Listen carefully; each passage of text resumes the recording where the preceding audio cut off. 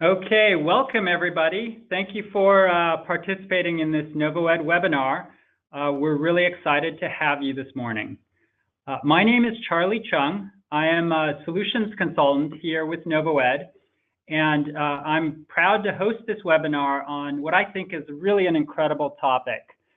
Leadership presence is something that people think is critical to really leading effectively. However, most people can't even define it, let alone have thoughts on how it can be taught or how it can be learned.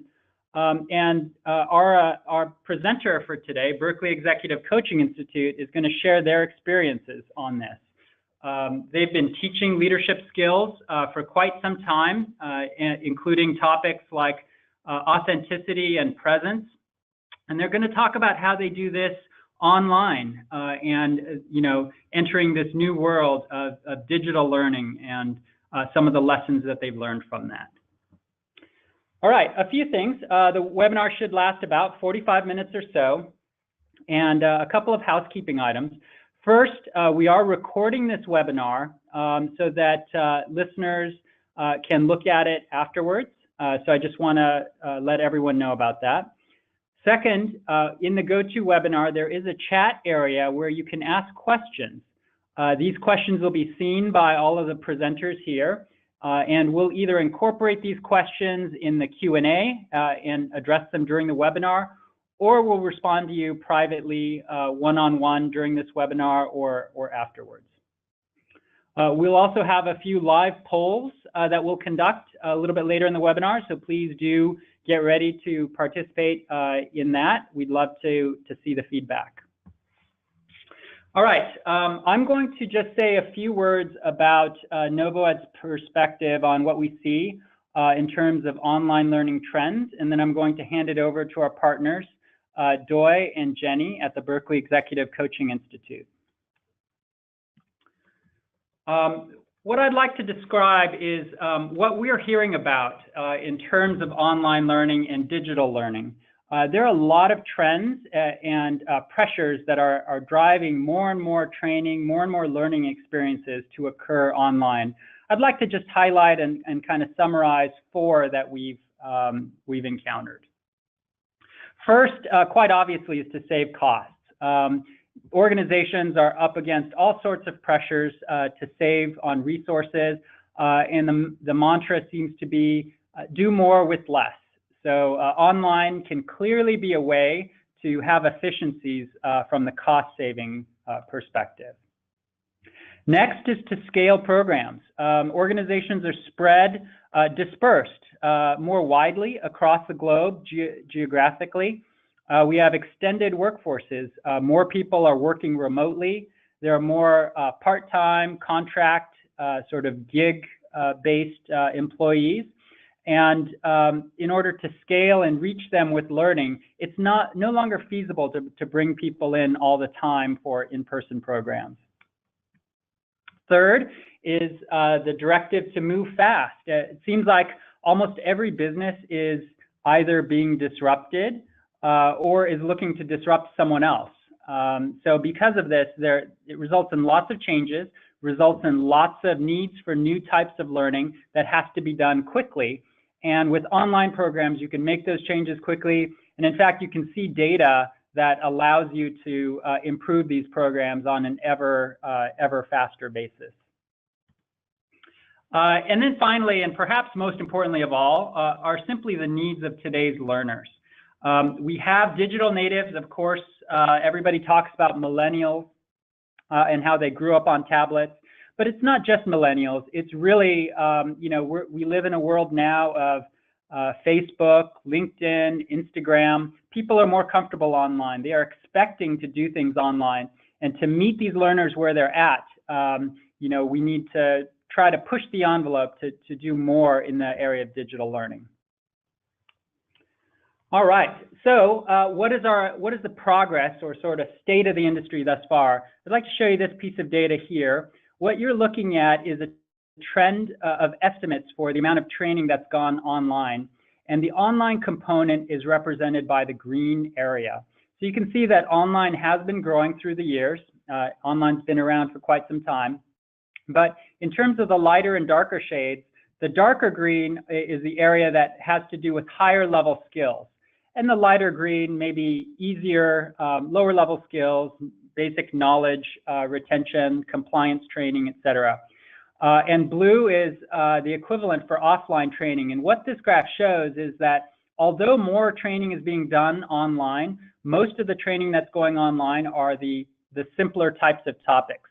The areas that's tougher to put online are those higher level skills. And in that category would be leadership development type topics, which we'll talk about today. It could be things like innovation, design thinking, project management, communication skills, those sorts of things.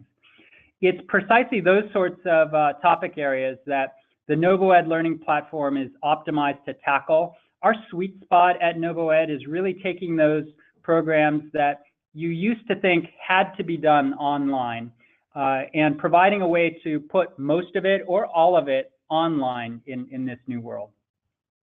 So how is that done? Well, we can take one clue from how learners learn today. This is a recent survey of learners talking about how they learn new things in an organizational context. You can see that it's dominated by, at the top here, bosses, mentors, peers.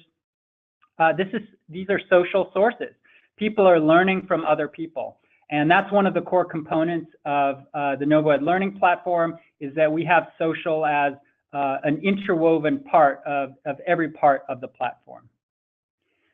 So we've really got to tie a lot of these pieces together in our platform to make this type of training work. We have to have a modern mobile UI. Learners are used to consumer grade experiences.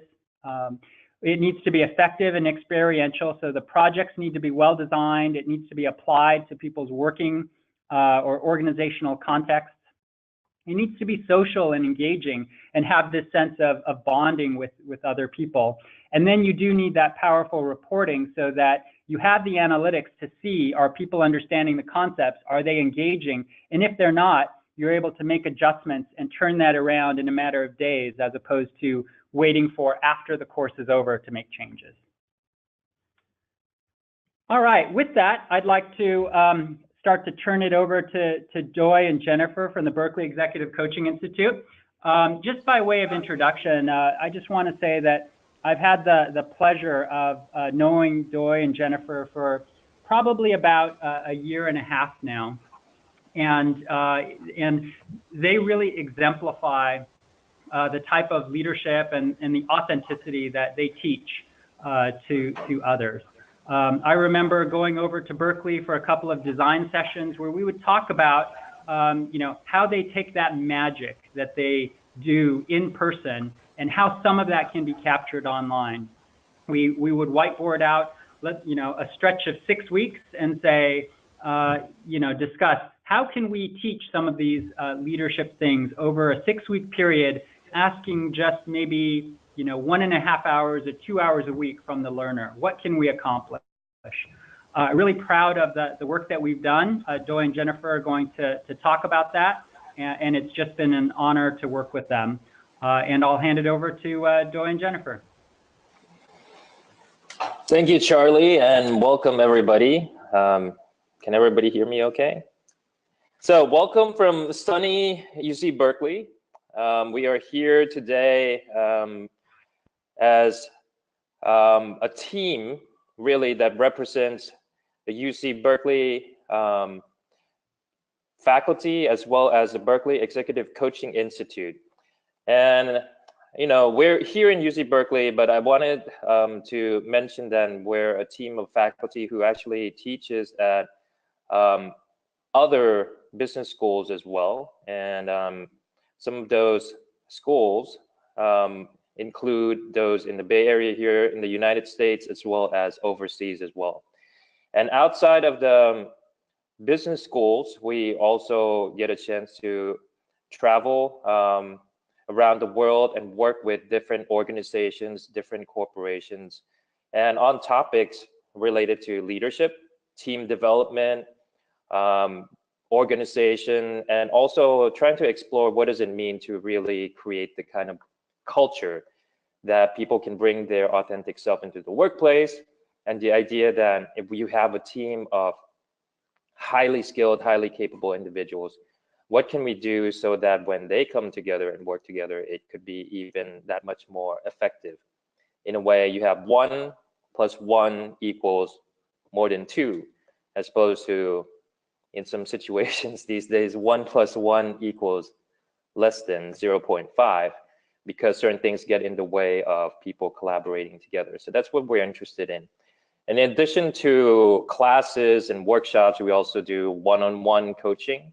So a lot of the work that we do at the Berkeley Executive Coaching Institute is really how do you support each individual's exactly one-on-one and in their own development also. Now, today we're going to be focusing specifically on one of the areas that we teach, which is authentic leadership presence. And within there's a component of the authentic leadership concept itself, but also what does it mean to have leadership presence? And when you combine those two things together, this idea of creating authentic leadership presence and what that could look like. So here we go.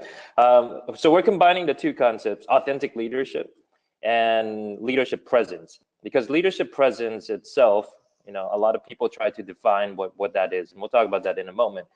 But what do we really mean when we combine the concept of authentic leadership with that leadership presence? So I want to take a quick poll real quick for those of us who are on the call. If you can move to the next slide. So if you can select this statement that best describes your organization right now, you can take this quick poll. Choose one of those. Just want to get a sense of where you are right now in terms of work in your organization around leadership presence. Do you already offer some kind of training? Are you looking for one? Or maybe it's something that you haven't even really considered yet. So take a quick poll on this, please. Okay, so it looks like a lot of people are curious and not so sure about it, which is perfect. We're going to talk about this. And some of you are already offering something or are currently looking for a solution. Great. So then next question, next poll question.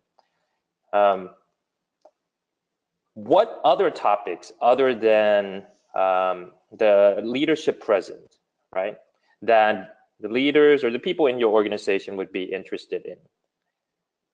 So in addition to leadership presence, is it about authentic leadership, like communication and public speaking, storytelling and presentations?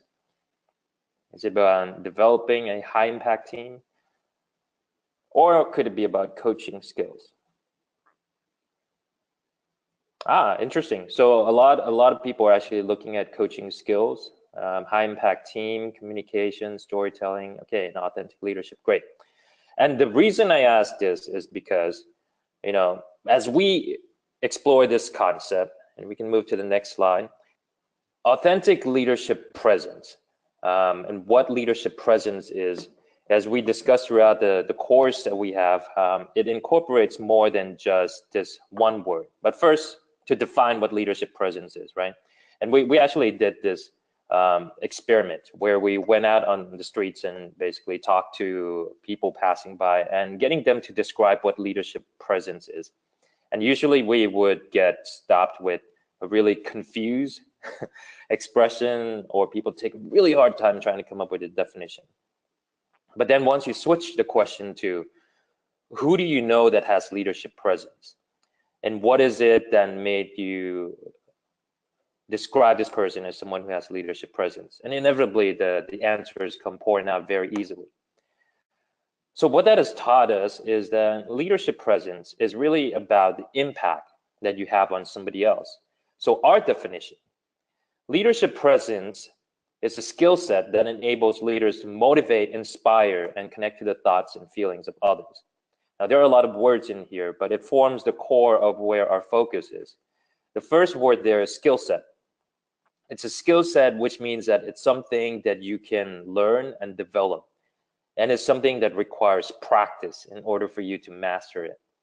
It's not just one of those things where you just happen to be born with, and some people are lucky enough to have it, and some people just don't have it.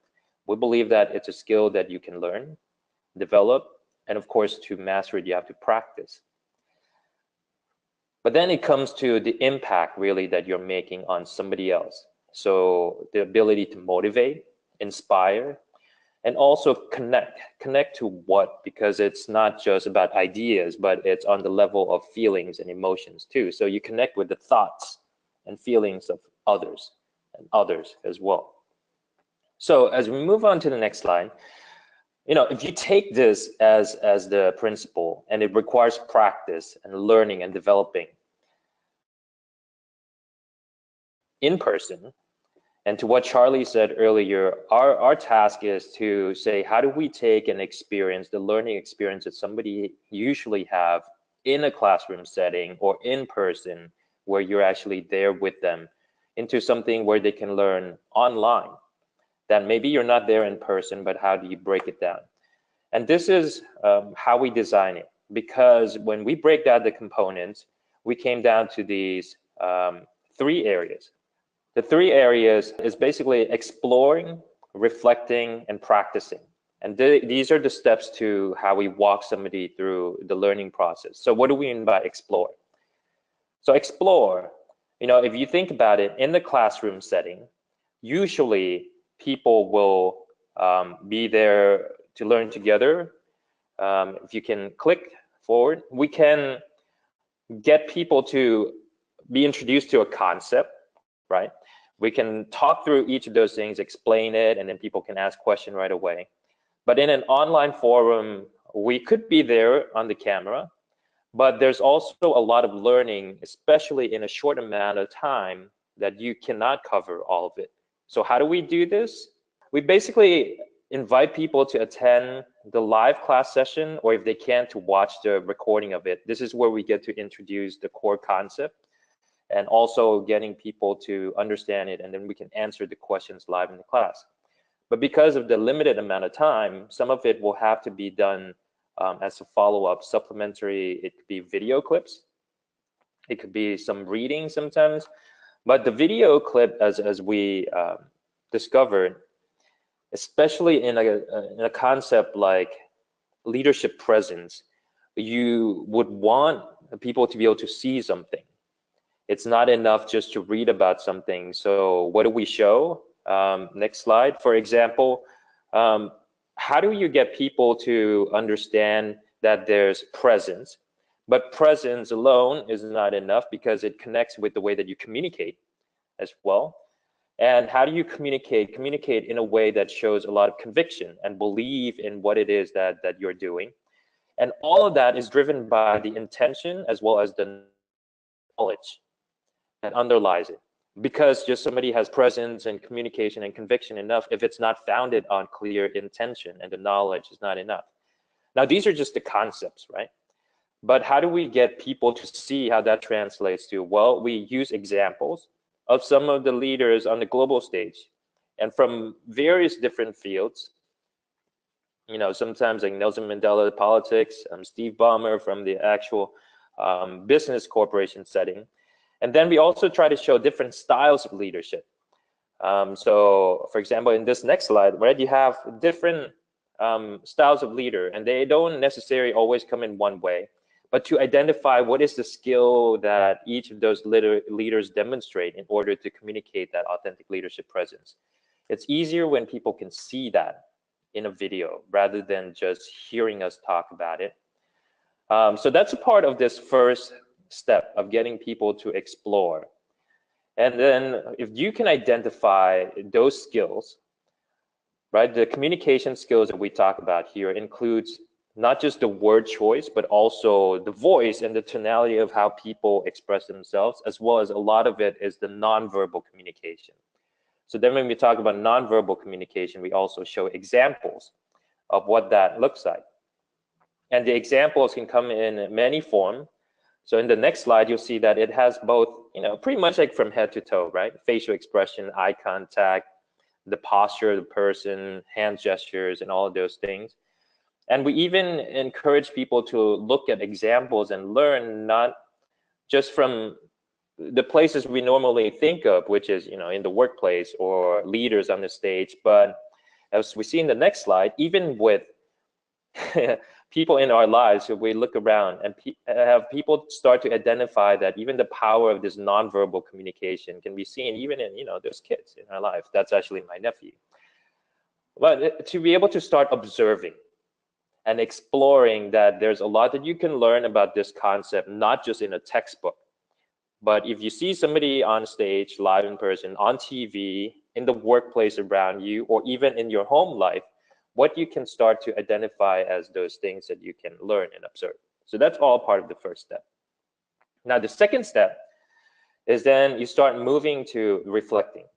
Now, what does reflecting really include? Because in our classroom setting, we usually have people take the concept that we learn and then we actually ask them, how does this translate to their own personal experience? We get a chance to hear people share. When you take a concept like communicating with conviction, we would ask people to think about like what does conviction look like to you? And when was a time that you actually felt that you were able to bring forward your full conviction and passion? We get to hear that in the classroom. Now, through the online learning, we ask each person as prompts to reflect on what they learned, even start to take journaling their experience through the process, and then even send questions and sharing some of those comments with them. So examples of some of the questions we've asked in class in the next slide is basically things like, what's working? Now, this is an important question because even in our coaching work, we really emphasize people to think about, based on what they've heard, what is already working. Now, this is something I want to encourage everybody to be thinking about in the learning process, because people need to know what are the specific skills they're already doing well and be able to do more of that. We oftentimes find out in our coaching work that the feedback that we often get are all on the areas that need work, which is the next thing that we eventually ask people to think about, what needs work. But not to overemphasize too much just the area that needs work, that we forget the things that's actually already working well. Because really, if something's already working well, we should be doing more of that, but then figuring out what is it that we can improve on to not get in the way of the things that, is essentially already working. So usually we pair up those two questions together, what's working, what needs work, and depending on the topic that we're talking about, for people to reflect and internalize for themselves what those things are. And then we will ask other kind of questions and other prompts to really get people to think about, like, for example, in the next question, if we talk about communication skills, it's not just about learning about somebody else's communication skill, but asking what is your skill that you want to improve on. And these start to get people to really reflect and identify the areas that they want to really focus on and work on, because then we start to get people to practice. Now, there's a lot of concepts that we introduce, and in the classroom, usually there are things, as you'll see in this picture, that we get people to practice together. And then the benefit of doing the online class is the practice could be much more individualized, because we give an assignment, but each person completes this weekly practice exercise, right? And where they'll focus on, as we say, depending on that reflection already of where they want to focus on. But then they get to come back and share their experience through the online application, through NovoEd, and share their learning with the community. And this is an important part of our approach to learning, because we believe that what people learn is not just through the instructor themselves, not just through the reading, but also through hearing the experiences from other people as well. So it's a mutual give and take. You share your own experience and your own learning so other people can benefit from it. But then through NovoEd, you get to also read what other people's experiences have been. And we hear all the time that people say they learn a lot just by getting to hear other people's experiences. The same thing with feedback. It's the process of giving and receiving feedback. So what does that look like? Like, for example, in some of the exercises, once we ask people to share or even post their assignment submission online. Like one of the exercises we've done in the past is getting people to tell one of their leadership stories, and then they get to post their video online. And we encourage other people in the class to be able to go and watch that and share their feedback with them. Now, feedback is a very important part, as we see in this next slide, that it's really getting people to not just understand something, but also once they practice to actually feel connected with it. And in the next slide, we see that that realization is a part of building self-awareness. Self-awareness comes in two parts. First, it's basically your own reflection, but then also seeing how other people perceive it as well. And coming back to that definition of leadership presence, if it's all about the impact you make on somebody else, the learning is not complete unless you get to really hear how what you did impacted somebody else. So then that's a part of that feedback loop that we get, that we hear time and time again in our professional development experiences, that sometimes we don't always get the feedback that we need. Either we don't get them at all, or the feedback is not always helpful. So a part of this learning journey is also getting people to practice how do you be a support network for somebody else, and being able to learn to share helpful feedback. So we provide some guidance there also. So all of these steps combine in, to really build that practice experience that supports whatever it is that they explored. And once they reflect and identified the main area that they want to focus on, getting to practice and then getting the feedback loop back together. So each lesson module basically goes through these steps, trying to limit the amount of time they would need to spend watching the video, doing some of the exploration on their own. But then a very key step is how do you internalize that and make it personal? And then the practice process on their own, coming back to share their learning and also getting feedback from us as well as from other participants in the class as well. So I want to take a another quick poll to ask a question here before I describe more of the design itself or what we ended up doing. What is the typical length of an online course, if there's already any that you offer? And maybe if you don't already offer today, if you can give us a sense of what you think would be a typical length that people would choose to sign up for an online course. Interesting. 4 to 5 weeks tend to be majority, or even 1 week, one single session. Okay. Wow, and a lot you said even 9 or more. All right, that's a pretty long course. Well, I'll share with you what we ended up doing in the first few iterations of the course. We actually designed a 6-module approach. And the way that we broken that up is starting with the first 3 modules, really focusing on the person discovering their own authentic leadership and their own presence. And what does it really mean?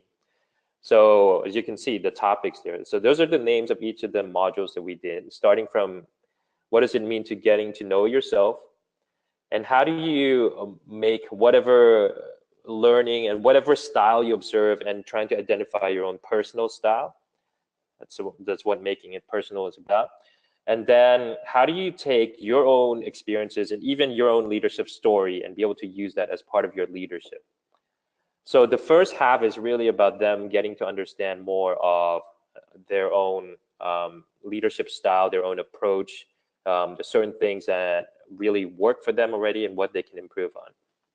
Now, as we move to phase 2, the second half of the program is all about making that impact and integrating all those things into the way that they build trust in their relationship, creating impact when they step in front of other people, and even in terms of for their own ongoing development of how they bring that into actions that they can take going forward. The details of each of those modules is not where I want to focus on here, but just to give you an idea that there is a flow and each of the module builds upon the other. Now within each of those weekly modules, we have those 3 steps as we already mentioned earlier, from getting them to explore this concept for each week, what that concept is. Personalize it through the reflection and really making it relevant to their day-to-day experience at work and home, and how do those concepts translate to their own specific situations. And then based on those skills they identified, go to work on something and getting to share their experiences and getting feedback. So that's what happens with each of those modules. But the idea is that each module builds upon the other, and it refers back to concepts that we had introduced before, especially once you move to that integration stage. It really pulls together a lot of the concepts that we mentioned in the beginning, but applied into different situations. Now, it's interesting that a lot of you mentioned that you would do a course around like 4 or 5 weeks. We are in the process of modifying the 6 module format into something more of a 5 module because, you know, just to try to meet better with the time requirements that individuals within the workplace has. So it's an ongoing learning process, and we take the feedback. We always encourage participants in the class to share us feedback of how the learning experience has been. And it gives us a chance to be able to customize the learning experience for each person and where they need support on, but also to affect the way that we design the class going forward as well. One last thing I'll mention before I open it up to Q&A is, in addition to those steps, the one important part of what makes the learning experience work, because we are not there always with them in person, is to make them feel that there are resources available to support them, even though they could be somewhere completely far away, and we're not there to be with them one-on-one all the time. We have the faculty team who monitors the questions that are submitted, the comments and the feedback, and basically provide responses as much as possible. And we even post some of those comments and the resources for the entire community to be able to see, because that does mimic what happens in a classroom. Because if somebody in the class asks a question and we answer it to that person, everybody gets to hear from it. So again, taking that experience to the online learning as well. So in summary, how we design it is really looking at how do you give somebody a similar experience to what they would get if they were in person with you, but with the benefit of not all of it having to be done in 2-3 days all at once, but broken up into smaller bite-sized chunks. And also the benefit of each person getting to really create their own personalized experience through that reflection process and identifying exactly what they need to work on. And that's been a huge benefit and a huge learning for us also, that it could be very effective in creating a very individualized learning experience as well. So I'll stop there for a moment and open it up for any questions you might have. And Jennifer, also feel free to chime in at any point as well. And also, even if you don't have a question, if you want to share some reflections or thoughts or insights, you know, anything that you thought about as you were going through this presentation with me, that would also be very helpful. I see one question that is being asked. The question is, are these topics, this is from Sean, are these topics based on data? Do you take psychology and philosophy into consideration with your program? Yeah, I'll start, and then Jenny, feel free to add. I think this is built on our approach to leadership training, and there are 3 main areas that we pull upon. One is really our experiences from working with corporations from around the world. I'll just say, like, firsthand experience of observing what's working and what organizations are working on improving. And we use that as part of structuring the key areas to focus on. Now, second area also is pulled from cross-cultural anthropology. And why anthropology? Well, our approach is leadership is not about the solo person, but it's about the team, about the community, about the organization. So the study of anthropology, where we get to observe behaviors in societies and teams and groups of people, and see what are some of those behaviors that build a stronger team and stronger community, and what are some of those behaviors that end up damaging it. So we pull from that practice into the principles that we teach. And last but not least, our background in developing communication skills, a lot of it comes from the world of the actor as well. Now, when we hear the word actor, sometimes people have a very interesting reaction to it, because somehow they feel that actors are fake. And to that, I always say that you got to look at the good actors, because the idea is that for somebody to connect so authentically to whatever it is that they're saying, and be able to express and show to other people how they're feeling and how they authentically connect to that, that's what a good actor does. To find that authentic connection. So we encourage people in their communication as leaders also to really think about what is it that they are saying, and are they really passionate about it? Do they really believe it? But then do they have the skills to be able to demonstrate that?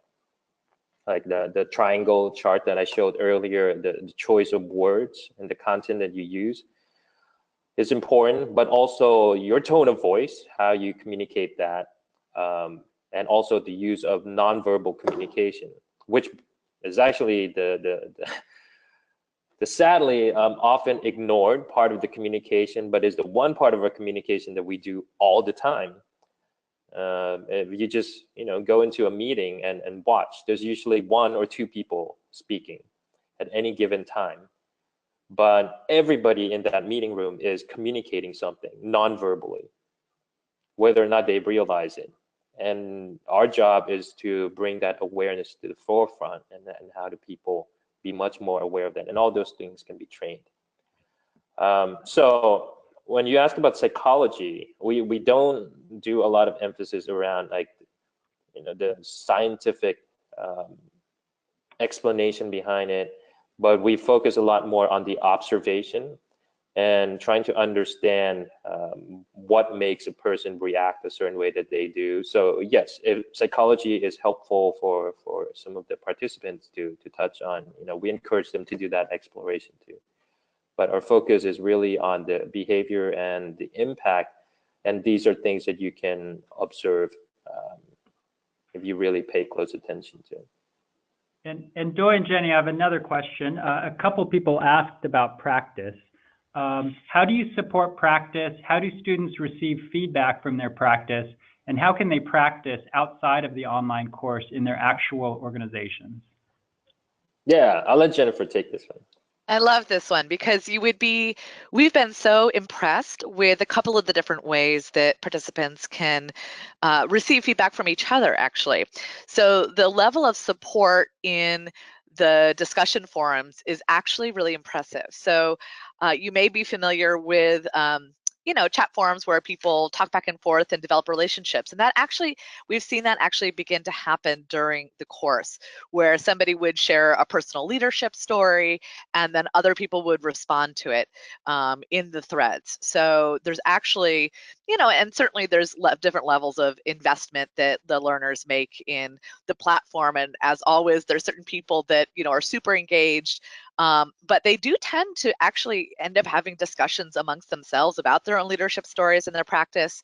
They also are required to post a video of themselves and then give feedback to each other on each other's videos. And so it's one of the assignments is to be actually delivering feedback in the platform by watching several videos and typing in what's working and what needs work about that, so that they can start to understand how to coach each other and receive feedback and give feedback, and then translate that into their daily practice. One of their final assignments is a plan to take the learning forward throughout the rest of their their organization, to develop a plan for themselves. And we find that often people put in those plans things like, identify a peer coach who can give them feedback after meetings, for example. Maybe they know they've got some feedback from the online course that they need to pay more attention to their body language, that maybe the way they look when they're not speaking isn't a positive engaged look. Maybe it looks kind of bored, or they're looking so intently that people think they're mad.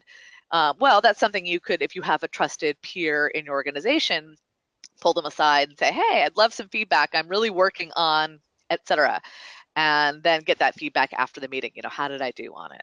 So it's really about building that self-awareness. And so we really find that people do build community, and that they do intend, at the very least, to go out and practice it in their future lives. And to that point about the community, with the updated version of the NovoEd app, we are exploring a way to create teams, and based on the team profile, really the geographic location, for example, of the participants. Because the exciting thing about this online course is you could literally have people like logging in from China, from Germany, from Australia, all together, all at once in the same class, which is so amazing. But then it also misses a bit of that in-person interaction, right? So then what we're thinking of is, if you can create a team profile and people get to sign up for the team that is located geographically to where they are, there's an opportunity for the team to actually meet up and practice some of these things in person. And instead of getting the feedback through the online form, they get to also add in that in-person interaction and getting that live feedback also, which I think could be very exciting, and I think could be something that participants would really enjoy also as an additional experience to that global reach once you have the online community.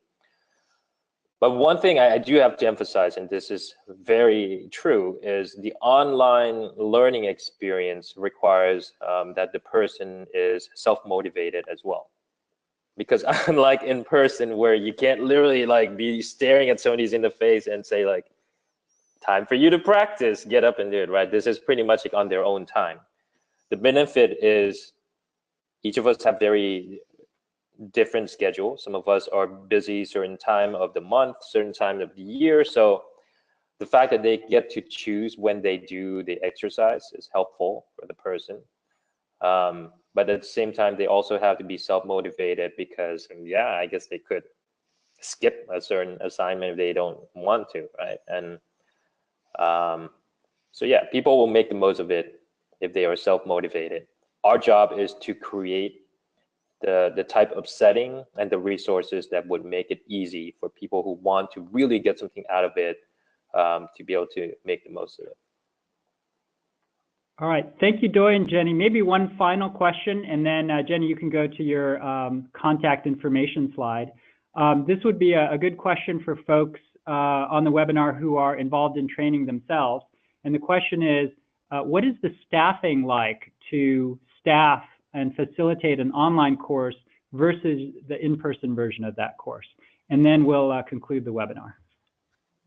I'll take that, since I am the one who mostly does it. The nice thing is that it does fit into a workflow that is very asynchronous. So we have decided to do the video recording as a live webinar, basically. We use Adobe Connect software, and it allows us to run things like polls and chats and take Q&A live. We know that with several hundred participants from, dozens of countries in each iteration of the course, we're not going to hit a time zone that's going to work for everybody. But we have been able to have, enough participation to make it worthwhile over the course, to have those weekly hits where it's a live session. It's then recorded and posted so people can watch it on their own time. So really there's just that one live time as we've designed the course. The rest of it is really about monitoring responses. The NovoEd platform has a great messaging system, so we can receive individual questions, and people tend to utilize that substantially. I do also go in and read the forums and write some comments, and then we agree to give feedback on one of the main assignments, so that we as the instructors are giving some instructor-led feedback. But by and large, most of that, the feedback is really peer-driven within the course. So if I had to put an hours kind of thing on it, it really probably depends on how many people are in each iteration of the course. But over the course of the week, it's 5 hours, but it's not synchronous, with the exception of that one live time. So it really does fit into workflows pretty easily. hope that answers your question. And for more information, you can reach out to us here at berkeleyeci.com. And also, we can post the link to the actual webinar itself. I don't actually think it's in this deck, so I'm going to go ahead and just add that. And we'll go ahead and send everyone who's attended oh, you're so good. a link to this webinar, as well as a link to the next session of the Authentic Leadership Presence course, in case anyone wants to check it out or recommend it to their colleagues. Great. I'm just All right. Thank you, everyone. Thank you, Doy and Jenny, and thank you, everyone, for participating. Have a great day.